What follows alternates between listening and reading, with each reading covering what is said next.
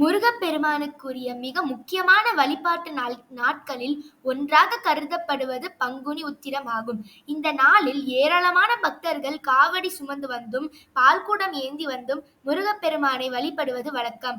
இந்த நாளில் முருகப்பெருமானின் அருளை பெற என்ன செய்ய வேண்டும் என்பதை தெரிந்து கொள்ளலாம்.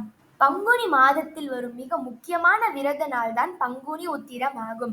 அதாவது பங்குனி மாதத்தில் வரும் பௌர்ணமியையும் உத்திரம் நட்சத்திரமும் இணையும் நாளையே பங்குனி உத்திரமாக கொண்டாடுகிறோம். பங்குனி உத்திரம் அன்று கோவிலுக்கு சென்று சிவன் பார்வதி அல்லது முருகன் தெய்வ யானையை வழிபட வேண்டும். பங்குனி உத்திரம் அன்று கோவில்களில் நடக்கும் அபிஷேகத்திற்கு வேண்டிய பால், தேன், தயிர் போன்ற பொருட்களை வாங்கி கொடுக்கலாம்.